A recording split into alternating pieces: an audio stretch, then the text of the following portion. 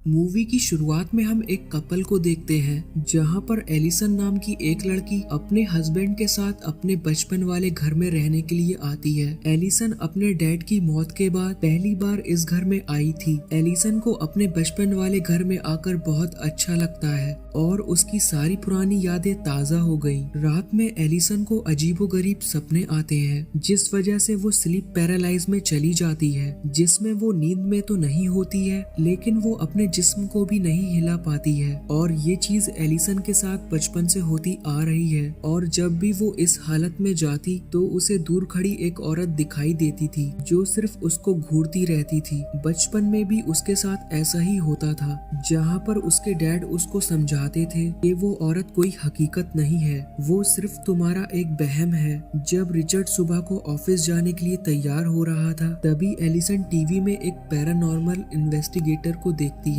जो मीडिया को बता रहा था कि कैसे उसने एक आत्मा से बात करके एक मिसिंग गर्ल की लाश को ढूंढ लिया, जिसे देखकर एलिसन मन ही मन सोचती है कि उसे भी इससे अपने केस के बारे में बात करनी चाहिए। रिचर्ड के जाने के बाद एलिसन को घर की सफाई करते वक्त एक बहुत पुरानी तस्वीर मिलती है जिसमें एक ब्राइड और उसका हस्बैंड था। एलिसन उन दोनों को नहीं पहचान पाती और उस तस्वीर को रखकर वापस सफाई करने लगती है। तभी उसे वॉशरूम से कुछ आवाज आती है और जब वो जाकर देखती है तो वॉशरूम में एक टैप खुला हुआ होता है जिसकी वजह से वॉल बेसिन में पानी भर गया था। एलिसन टैप को बंद करती है और पानी निकालने के लिए वॉल बेसिन में हाथ डालती है। तभी उसे वॉल बेसिन में किसी के कटे हुए बाल मिलते हैं जिन्हें देखकर वो हैरान रह जाती है कि आखिर ये बाल यहाँ पर कहाँ से आए। एलिसन का एक बच्चा भी होता है जो रोने लगता है। तभी एलिसन उसके पास जाकर उसे चुप कराती है। रात में जब एलिसन रिचर्ड के साथ खाना खा रही थी तो रिचर्ड उसे बताता है कि उसे बिजनेस के सिलसिले में कुछ दिनों के लिए शहर से बाहर जाना होगा, जिसे सुनकर एलिसन को बिल्कुल भी अच्छा नहीं लगता। एलिसन रिचर्ड से कहती है कि तुम मुझे ऐसे ही अकेला छोड़कर चले जाओगे, जिस पर रिचर्ड कहता है कि बात समझने की कोशिश करो,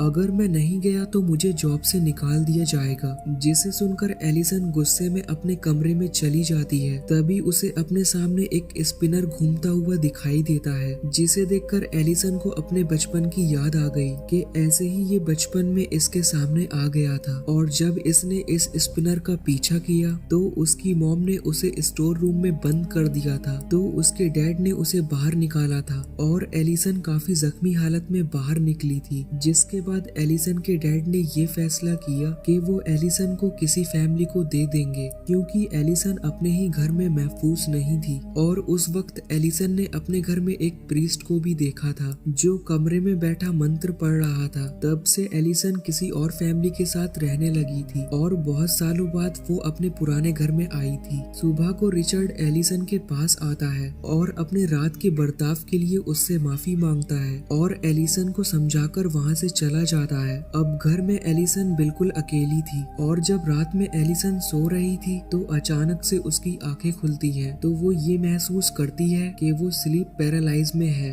उसी वक्त उसे वॉकी टॉकी पर अपने बच्चे के कमरे से एक आवाज आती है जिसमें एक औरत कह रही थी कि वो उसके बच्चे को अपने साथ ले जाएगी। ये सुनकर एलिसन काफी डर जाती है। अब अगले दिन एलिसन को अपने कमरे के नीचे से एक आवाज आती है। जब एलिसन उस आवाज के पीछे जाती है तो उसे वही आत्मा नजर आती है जो उसे रोज परेशान कर रही थी और वो आत्मा उसे अपने साथ ले जाने लगती है। लेकिन तभी रिचर्ड एलिसन की आवाज सुनकर वहाँ पर आ जाता है तो वो आत्मा वहाँ से चली जाती है और जब ये दोनों जल्दी से अपने बच्चे के कमरे में जाते हैं तो इन्हें पता चलता है कि वो आत्मा इनके बच्चे को अपने साथ ले गई है। तभी एलिसन उसी पैरानॉर्मल इन्वेस्टिगेटर को कॉल करके अपने घर बुलाती है जिसे उसने टीवी पर देखा था और जब वो एलिसन के कमरे को चेक करता है तो उसे पता चलता है कि उसके बच्चे को सच में कोई आत्मा ही लेकर गई है। वो एलिसन से कहता है कि अगर तुम अपने बच्चे को वापस लाना चाहती हो तो तुम्हें उस आत्मा की दुनिया में जाना होगा, जिसके लिए एलिसन मान जाती है। रात को ये एलिसन के कमरे में मोमबत्तियां जलाकर एक रिचुअल शुरू करता है और जब वो अपनी आंखें खोलता है तो वो खुद को उसी आत्मा की दुनिया में पाता है जहाँ पर उसको वही आत्मा दिखाई देती है जिसके हाथों में एलिसन का बच्चा होता है। प्रीस्ट उस आत्मा से कहता है कि अगर तुमने इस बच्चे को वापस नहीं किया तो तुम्हारे साथ अच्छा नहीं होगा। तभी अचानक से वो आत्मा गायब हो जाती है और तभी प्रीस्ट को दीवार पर एक शैतान का सिंबल बना हुआ दिखाई देता है, जिसे देखकर प्रीस्ट सब कुछ समझ जाता है और असल दुनिया में आकर एलिसन को बताता है कि वो आत्मा कोई और नहीं बल्कि तुम्हारी नानी है, जो शैतान की पूजा किया करती थी। इसलिए एक दिन शैतान ने अपनी दुनिया से आकर उसे पूरी तरह से अपने काबू में कर लिया और जब ये बात तुम्हारे नाना को पता चली तो उन्होंने इसी घर में अपनी बीवी को जिंदा दफनाकर मार दिया,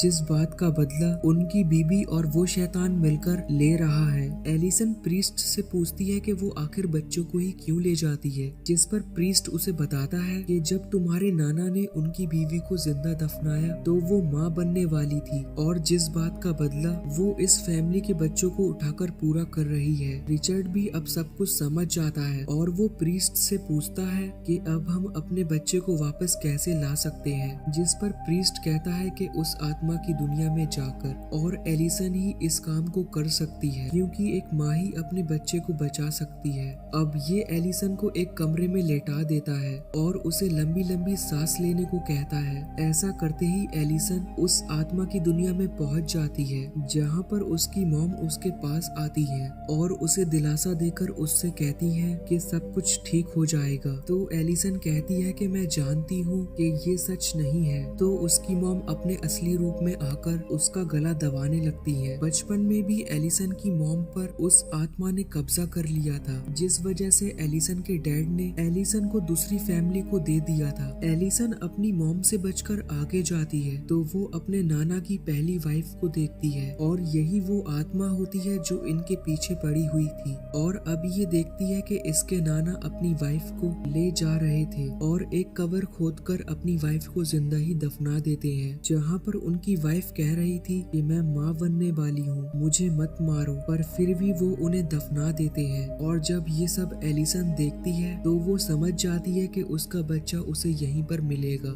और जब वो उस कबर को खोलती है तो उसका बच्चा उसे मिल जाता है और एलिसन उसे अपने साथ असल दुनिया में ले जाने लगती है। तो वो आत्मा उसे फिर से पकड़ लेती है और तभी वो प्रीस्ट एलिसन को असली दुनिया में बुला लेता है। एलिसन प्रीस्ट से कहती है कि क्या मैं अपने बच्चे को ले आई, तो प्रीस्ट कहता है कि हाँ। और जब वो कमरे में जाकर देखती है तो रिचर्ड अपने बच्चे को कमरे में खिला रहा होता है और अब ये सब काफी खुश हो जाते हैं क्योंकि एलिसन की फैमिली अब वापस से कंप्लीट हो जाती है। अब थोड़े दिन बाद प्रीस्ट फिर से एलिसन से मिलने आता है तो रिचर्ड उसे बताता है कि वो लोग दूसरी जगह पर शिफ्ट हो रहे हैं क्योंकि वो वापस से अपने बच्चे को मुसीबत में नहीं डाल सकते। प्रीस्ट घर के अंदर आकर एलिसन के बच्चे को देखता है लेकिन उसे वहाँ पर किसी के होने का एहसास होता है। तभी अचानक से एलिसन वहाँ पर आकर प्रीस्ट को जान से मार देती है और जब रिचर्ड घर के अंदर आता है तो वो प्रीस्ट की लाश को देखता है और उसे बेसमेंट से कुछ आवाज आती है और जब रिचर्ड वहाँ पर जाकर देखता है तो शैतान के हाथ में उसका बच्चा होता है। तभी एलिसन पीछे से आकर रिचर्ड पर हमला कर उसे जान से मार देती है। असल में उस आत्मा ने